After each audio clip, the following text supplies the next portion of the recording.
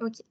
Alors, bienvenue à tous pour cette dernière webconférence donc de la journée. Donc, c'est des webconférences pour rappel qui sont organisées dans le cadre donc du Forum emploi le village des recruteurs qui aura lieu le 9 juin prochain à Lille, place François Mitterrand. Donc, je vais laisser ensuite, la parole à l'animatrice du jour du coup pour cette dernière webconférence sur, les tips et astuces de l'alternance. Je vous laisse la main et je reste en tant que modératrice si vous avez des, questions que vous pouvez poser dans le chat, mais bon, c'est toujours plus, sympa si vous pouvez a activer vos micros dès que vous avez une petite question. Je laisse Marion, je vous laisse la main. Merci beaucoup. Juste petite précision peut-être, si c'est enregistré, de laisser couper les caméras si vous ne voulez pas forcément apparaître, à l'écran. C'était le petit point technique.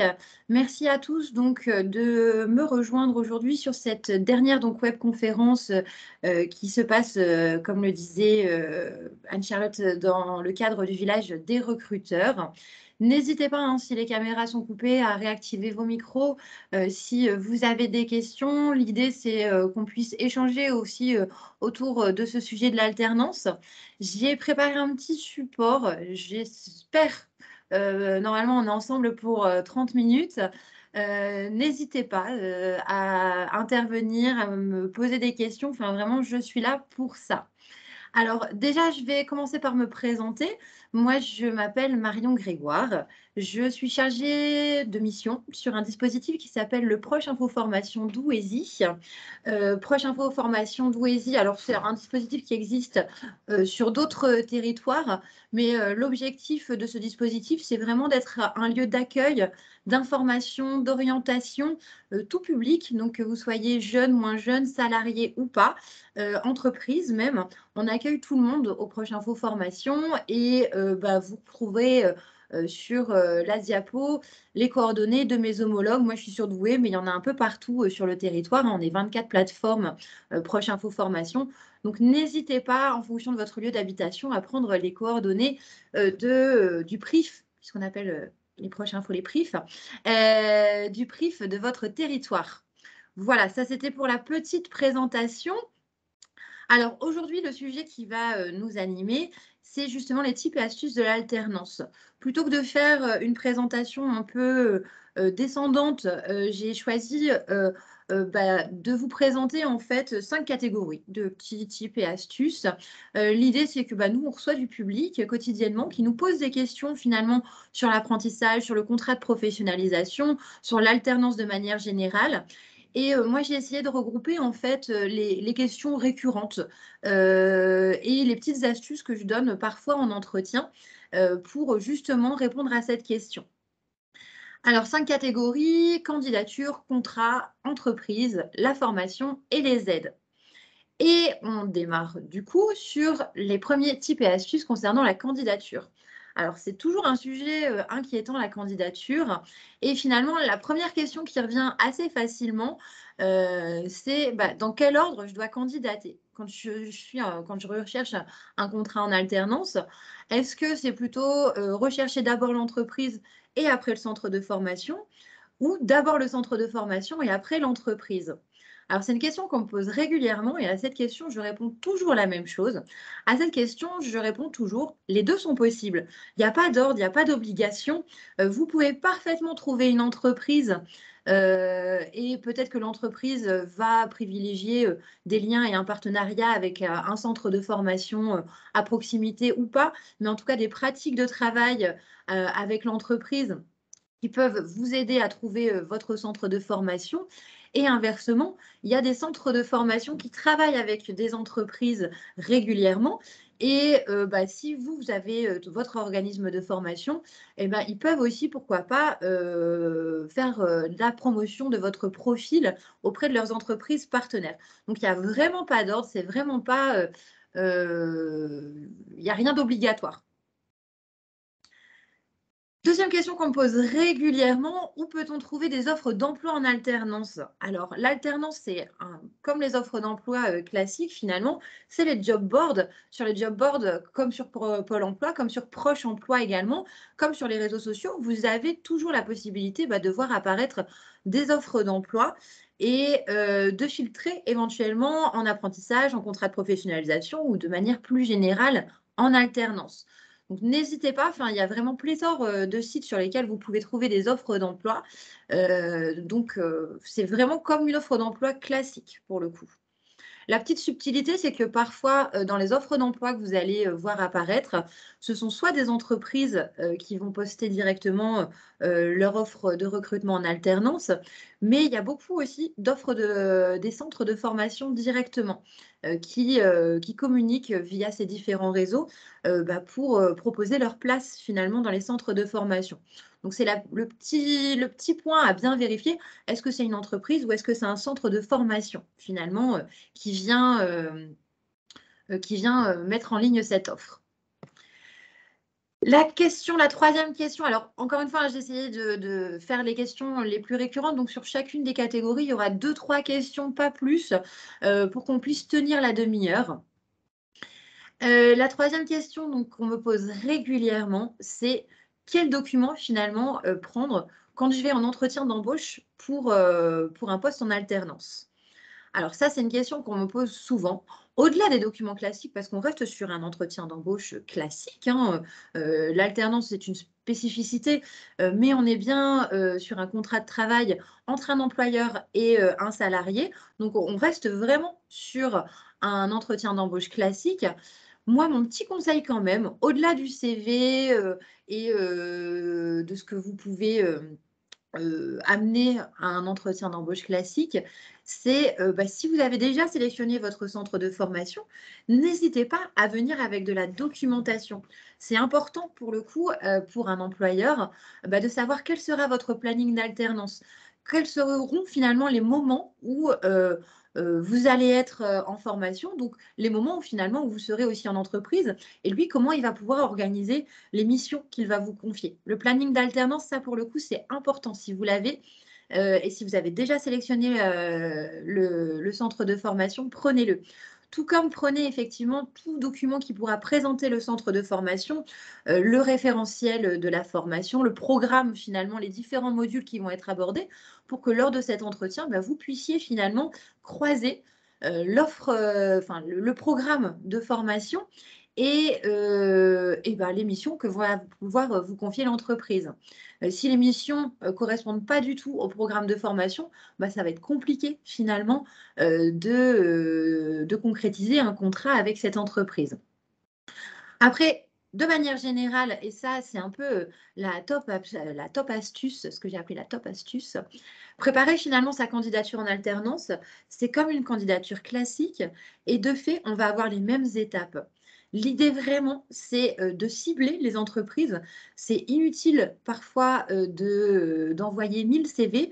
Peut-être que, moi en tout cas, j'en rencontre beaucoup qui envoient 4-5 CV, mais très ciblés finalement. Ils se sont renseignés sur l'entreprise, ils ont travaillé leur CV, leur lettre de motivation et du coup, c'est très parlant pour un recruteur de voir que on s'est intéressé finalement avant de postuler à l'entreprise, qu'on s'est intéressé à ce que proposait l'entreprise, à son histoire, à ses valeurs, à ses réalisations, sa production. N'hésitez pas aussi à relancer, à vous informer et à bien préparer votre entretien d'embauche. Vous pouvez prendre, je ne l'ai pas dit, hein, mais tout comme un entretien classique, ce que vous avez fait. Peut-être que, je ne sais pas si vous postulez sur des métiers manuels, peut-être que vous faites, si je prends l'exemple du menuisier, peut-être que dans vos loisirs, vous avez déjà créé des choses le week-end avec du bois. Ça vaut le coup de prendre quelques photos pour montrer ce que vous avez déjà réalisé. Peut-être que vous avez des recommandations de précédents employeurs. Enfin, là, vraiment, c'est le classique de l'entretien d'embauche. Voilà pour cette partie candidature. La catégorie suivante. Alors, je ne sais pas, juste avant de passer sur la catégorie, si on a des questions, des réactions par rapport à cette candidature. J'ai ouvert le chat, pareil, s'il faut. Oui. Non, non, Ah, ça me parle. je reste en backup, il y a pas de souci s'il y a des, des commentaires ou des questions. Donc je vous Ça ferai marche. signe, vous inquiétez pas. Très bien. La catégorie suivante, donc on est sur le contrat. J'ai beaucoup de questions finalement. Le contrat d'alternance, que ce soit en apprentissage ou en professionnalisation, le contrat, ça reste un contrat de travail. Et la première question qu'on me pose habituellement, c'est si je suis en contrat d'alternance, quel est mon statut? Est-ce que je suis stagiaire ou est-ce que je suis salarié? Eh bien, c'est écrit dans le titre, vous êtes en contrat d'alternance, donc bien entendu, votre statut, vous êtes salarié. Et c'est important parce que vos droits et devoirs de salarié ne sont pas les mêmes que les droits et devoirs du stagiaire. Mais vous êtes salarié, donc vous avez bien entendu les avantages et les inconvénients du salarié, les droits et les devoirs du salarié, mais c'est bien important d'avoir ce mot en tête, vous êtes salarié, c'est un contrat de travail, c'est une relation entre un employeur et un salarié. Deuxième question sur le contrat qu'on me pose vraiment très régulièrement, est-ce qu'on peut signer un contrat d'alternance avec une entreprise de travail temporaire? Alors, c'est une petite astuce pour le coup qui n'est pas très connue, mais il faut savoir que c'est tout à fait possible de signer un contrat de travail en apprentissage comme en professionnalisation avec une entreprise de travail temporaire. Et elle recherche, si vous recherchez, si vous êtes en position là, vous êtes actuellement en train de rechercher une entreprise, les entreprises de travail temporaire, ça peut être une piste effectivement pour développer votre candidature. C'est possible, le cadre français, le cadre réglementaire, le droit du travail le permet, l'apprentissage, l'alternance, c'est vraiment pour le coup ouvert. Alors comment ça va se passer concrètement? Vous signez le contrat de travail avec l'entreprise de travail temporaire et comme finalement un contrat d'intérim classique, vous serez mis à disposition dans les entreprises utilisatrices de cette agence d'emploi. Peut-on démarrer un contrat d'apprentissage avant le démarrage de la formation? Alors, nouvelle petite astuce. Oui, tout à fait. On peut démarrer un contrat d'apprentissage avant le démarrage de la formation. Pourquoi je vous dis ça? Parce que peut-être que votre formation démarre le 1er septembre. On va prendre un cas très concret. Sachez que dès aujourd'hui, vous avez la possibilité de démarrer en fait 3 mois avant le premier jour de votre formation, votre contrat d'apprentissage.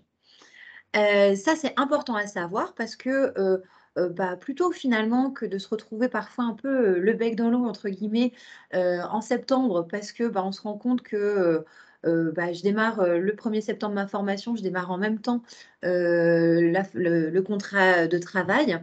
Finalement, d'avoir toute la période estivale en amont, d'avoir ces 3 mois, ça peut vous permettre aussi, bah, de voir concrètement si ça fonctionne bien, si ça match avec, l'entreprise et bah, d'avoir un bon retour en tout cas, enfin, de profiter vraiment de ces 3 mois pour vous dire: «OK, l'entreprise, elle me propose, des missions intéressantes. Au niveau de l'ambiance de travail, ça fonctionne bien également et pour le coup, bah, je me vois faire 1 an, 2 ans en alternance dans cette entreprise». Donc même s'il y a des périodes, d'essai, hein, sur chacun, des contrats, d'alternance, que ce soit en apprentissage ou en professionnalisation, bah, voilà, d'avoir cette possibilité, c'est un avantage pour vous. C'est un avantage pour l'entreprise, mais c'est un avantage pour vous également. La petite astuce sur, le contrat, eh bien, je vois trop de personnes qui signent un peu, les contrats, les CERFA, puisque c'est des documents, très, réglementés, hein, les contrats d'alternance, qui les signent un peu sans relire et malheureusement, bah, au moment de l'enregistrement, le contrat est retoqué parce qu'il y a un problème avec les coordonnées, avec le salaire, avec, le temps de travail indiqué et puis, même pour vous, c'est important, hein, le CERFA que vous allez signer, ça vous engage. C'est un contrat de travail, le CERFA que vous allez signer, donc ça vous engage. Relisez bien, prenez le temps vraiment de lire ce contrat de travail, pour être au clair avec tout ce qui va vous être demandé, durant votre temps d'alternance. Des questions? Alors je vois pas de questions sur le chat, Anne-Charlotte n'intervient pas, mais encore une fois, vous avez la possibilité d'activer les micros, n'hésitez pas. La catégorie suivante concerne la formation. Alors pareil, on me pose énormément de questions sur la formation en alternance et une idée reçue qu'on a, c'est de se dire que finalement, le salaire, il est proratisé aux périodes de formation. Donc, par exemple, si j'ai un mois où je suis 3 semaines en formation, je vais gagner moins finalement qu'un mois où je vais être une seule semaine. C'est bien entendu une idée fausse. Le salaire de l'alternant, il n'est pas fonction du temps de présence en formation ou en entreprise. C'est un salaire, alors c'est un pourcentage du SMIC, en fonction de l'âge et de l'année de contrat, du diplôme. Mais pour le coup, que vous soyez une semaine en entreprise, 3 semaines en formation ou 2 semaines en entreprise, 2 semaines en formation, ça n'impacte pas votre salaire à la fin du mois. On est bien justement sur un salaire défini, c'est un salaire mensuel, brut mensuel, qui est indiqué sur votre contrat de travail. Il n'est pas du tout conditionné à votre temps de présence en formation. Aujourd'hui, on voit beaucoup aussi, et c'est une question tout aussi récurrente, finalement, formation en présentiel ou formation à distance. Bah, voilà, avec le contexte, les modalités de la formation évoluent beaucoup, hein. La formation à distance, en distanciel, c'était déjà des choses qui existaient, avant covid. Post-covid, bah, ça a explosé effectivement et sachez que vous pouvez totalement, faire une formation totalement en présentiel et être, en entreprise, une formation totalement à distance. Les 2 sont possibles. Les formats mixtes également sont possibles. On peut très bien avoir des centres de formation qui nous proposent et du présentiel et du distanciel. C'est de plus en plus courant même, hein, de voir, ce type de modalité. Mais, pour le coup, moi mon conseil, c'est, bah, de vous sentir à l'aise avec, la modalité, que ce soit le présentiel ou le distanciel. Le distanciel, ça implique beaucoup, d'autodiscipline finalement, bah, dans le suivi de sa formation.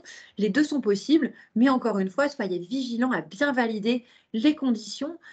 Qui est derrière, la caméra? Est-ce qu'il y a quelqu'un derrière la caméra? Est-ce qu'en cas de difficulté, je peux interpeller, facilement un formateur ou un référent du centre de formation pour m'aider à avancer?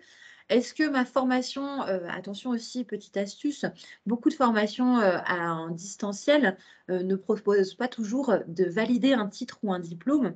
Soyez bien vigilants à ça. Est-ce qu'à l'issue de ma formation, j'aurai un diplôme, un titre, une reconnaissance, quelle qu'elle soit, mais avoir quelque chose à l'issue de votre formation? Et ça, c'est tout aussi valable que ce soit à distance ou en présentiel. Un parcours de formation peut-il être adapté aux expériences et diplômes antérieurs de la personne? Je vous prends un exemple très concret. J'ai eu une personne, bah, voilà, qui a fait, 10 années de secrétariat et qui voulait donc signer un contrat de professionnalisation, pour, se réorienter vers le métier d'assistant ressources humaines. Alors, secrétaire, elle maîtrisait parfaitement les outils, bureautiques et le centre de formation, dans son alternance, lui proposait énormément en fait de formations dans le domaine, bureautique. Alors, du coup, ce qu'on a fait avec cette personne, c'est que, bah, les outils, elle les maîtrise. On n'a pas forcément besoin d'autant d'heures de formation, quand on a été secrétaire, pendant 10 ans et donc l'idée, c'était de pouvoir se dire: «Bah, voilà, soit on la dispense de ce module de formation». Après, bien entendu, validation que les compétences sont bien acquises et qu'il y a pas de difficulté. Soit on peut dispenser, soit on peut diminuer, soit on peut remplacer aussi parce que c'est quelqu'un qui n'était pas forcément à l'aise, qui avait jamais vu par exemple, ce que c'était la gestion de la paye. Donc on peut, éventuellement plutôt que de faire de la bureautique et bien pourquoi pas augmenter son temps de formation sur le module gestion de la paye. Enfin voilà, tout ça pour vous dire, il n'y a pas de parcours standard, tout est adaptable et modularisable finalement. Donc n'hésitez pas aussi à solliciter les centres de formation pour individualiser votre parcours de formation. Et la top astuce, bien entendu, et ça c'est vraiment quelque chose que je vous invite à faire en amont, et dans le choix de votre centre de formation et de votre formation, de manière générale. Vous allez avoir du face-à-face pédagogique, donc vraiment le temps, où vous serez en centre de formation. Mais souvent, on a des formations qui impliquent, bah, du temps d'investissement personnel. que ce soit pour faire des recherches, des dossiers professionnels, des mémoires parfois, des évaluations. Enfin, voilà, ça implique aussi du temps en dehors de ce face-à-face pédagogique. N'hésitez pas effectivement à demander, avant de choisir telle ou telle formation, n'hésitez pas à demander qu'est-ce que va impliquer finalement, quelle durée, quel temps je vais avoir en plus de ce face-à-face pédagogique ou du temps que j'aurai en entreprise. Côté entreprise maintenant, une question récurrente, une entreprise peut-elle bénéficier d'aide à l'embauche d'un alternant? Alors, je vous ai mis cette question parce que ça a été une question, voilà, on a eu là des nouvelles annonces récemment, notamment pour l'embauche de jeunes en contrat d'apprentissage. Oui, les entreprises peuvent bénéficier d'aide pour l'embauche d'un alternant, que ce soit en apprentissage ou en professionnalisation, davantage en apprentissage qu'en professionnalisation. Peut-être que vous avez entendu parler de la reconduction de l'aide des 8 000 € pour l'embauche d'un jeune en contrat d'apprentissage. Toujours est-il que ces aides, elles varient vraiment en fonction de l'âge de la personne, du type de contrat, de la localisation. En région Hauts-de-France, on n'a pas forcément les mêmes aides qu'en région PACA, par exemple. Donc, bien se renseigner. Et vous verrez à la fin, je vous donnerai quelques petits sites sur lesquels vous pouvez faire en toute autonomie des recherches et y aller en toute sécurité. Vraiment, c'est de l'info sécurisée. N'hésitez pas, pourquoi pas, ça peut être un plus, on ne l'a pas forcément évoqué dans la préparation de l'entretien d'embauche, mais vous pouvez éventuellement se servir de ces sites pour se dire, voilà, vous êtes telle entreprise, vous avez telle taille, vous êtes localisé à tel endroit, moi j'ai tel âge, vous pouvez faire des simulations. Et ça peut être un véritable plus aussi lors de votre entretien d'embauche, de venir avec la simulation que vous avez réalisé, c'est confortable pour l'entreprise. Elle se dit, voilà, si je vous embauche vous, je vais vous payer autant en termes de salaire, de charges, et j'aurai en plus telle aide ou telle aide. Alors, est-ce qu'un alternant peut bénéficier des avantages mis en place par l'entreprise? Question récurrente aussi. Un alternant, oui, bien sûr, peut bénéficier des avantages, que ce soit au niveau des tickets resto, du CE, des primes peut-être mises en place par l'entreprise. Alors, oui et non. C'est une réponse un peu en demi-teinte que je vais vous faire. Parce que en fonction, il y a des entreprises qui ont des accords et qui disent, voilà, c'est pas forcément le statut d'alternant qui vous ferme le droit à cet avantage, c'est que, par exemple, il faut avoir 1 an d'ancienneté dans l'entreprise ou avoir effectivement, il y a des entreprises qui, lorsqu'ils négocient les avantages mis en place, vont dire, c'est possible pour tous les salariés, sauf pour le statut alternant. Voilà. Est-ce qu'il est possible de réaliser une mission temporaire dans une filiale de l'entreprise, en France ou à l'étranger? Alors, ça, c'est une question pour ceux qui ont envie de voir du pays et qui s'orientent plutôt vers de l'alternance avec une entreprise qui peut proposer ce type de mission. Alors, sachez que oui, c'est parfaitement possible de mettre en place une convention de mise à disposition pour des périodes inférieures à 4 semaines. Donc, je prends un exemple très concret. Généralement, en juillet, août, on n'a pas forcément de formation. Si vous êtes sur une alternance de 2 ans, ça peut être l'occasion, pourquoi pas, d'aller dans une filiale de l'entreprise en France ou à l'étranger pour exercer une mission ou aller voir effectivement comment ça se passe. C'est totalement possible. Et je vous dirais même qu'au-delà de cette convention de mise à disposition, il est totalement possible aussi, sous certaines conditions et pour une durée bien réglementée, de faire du contrat de professionnalisation ou d'apprentissage à l'étranger. Ça ne peut pas excéder 1 an. Il faut qu'il y ait des critères à respecter, mais c'est totalement possible aussi de faire vraiment un contrat de un contrat d'alternance à l'étranger. La top astuce, bien entendu, côté entreprise. Et ça, c'est pareil, si vous êtes en pleine recherche d'entreprise actuellement pour trouver votre alternance, sachez que oui, les entreprises du secteur privé peuvent recruter des alternants, mais il en va de même également pour les entreprises du service public. et toutes les structures du service public, que ce soit les mairies, les intercommunalités, la région aussi recrute des apprentis, des alternants. Toutes les structures de service public peuvent vous accueillir en contrat d'alternance, que ce soit, encore une fois, en apprentissage ou en contrat de professionnalisation. Des questions par rapport à ce volet entreprise? Je ne vois pas de micro s'activer, du coup, je continue. Dernier point, donc les aides. C'est important. Les aides quand on est un alternant, est-ce qu'il peut cumuler salaire et indemnité Pôle emploi? La réponse est bien évidemment oui.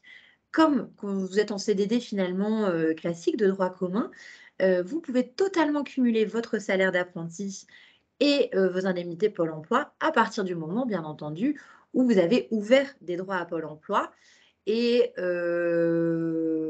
sous réserve effectivement que vos indemnités Pôle emploi ne sont pas inférieures au salaire que vous avez perçu.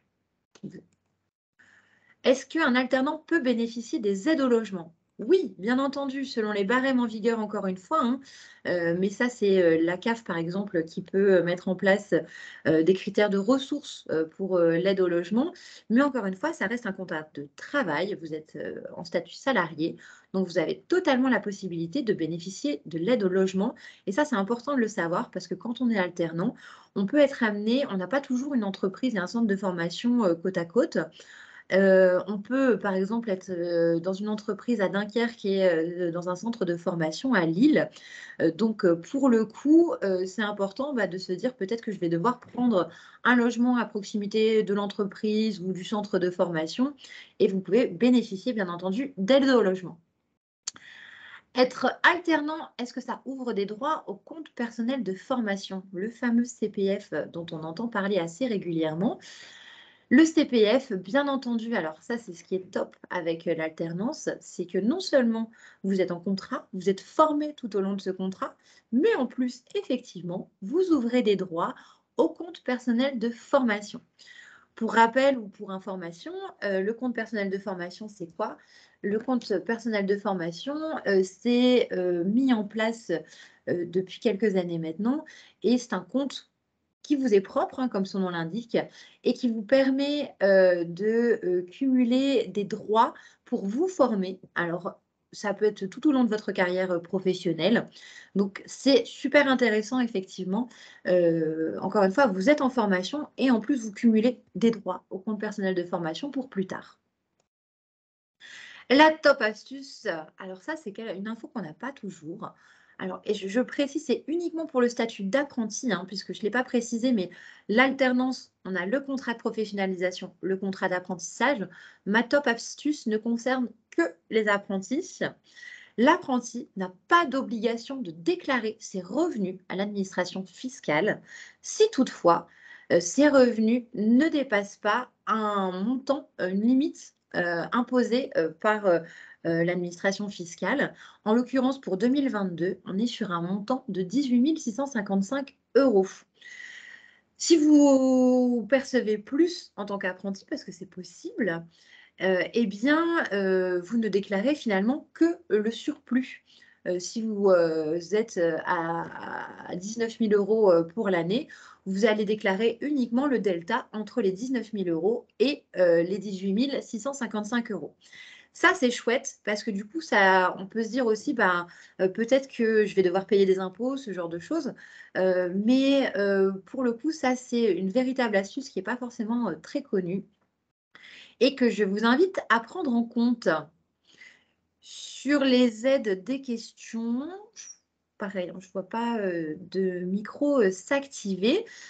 Ce que je vous propose donc pour terminer, on sera dans le timing qu'on s'était donné. Quelques sites utiles sur lesquels vous pouvez aller encore une fois en toute liberté. C'est gratuit, c'est en autonomie. Il ne faut pas hésiter à y aller. Le site Un jeune, une solution qui va vous permettre, c'est de l'info officielle, hein, vous voyez le gouv.fr, c'est de l'info officielle, c'est de l'info à jour, mis à jour régulièrement. Et ce site va vous permettre de retrouver plein d'infos sur le contrat d'alternance, que ce soit de l'apprentissage ou de la professionnalisation. Vous allez retrouver, je vous parlais tout à l'heure d'un petit simulateur justement, vous, en tant que futur alternant, quel salaire vous allez avoir, quelles aides vous allez percevoir également.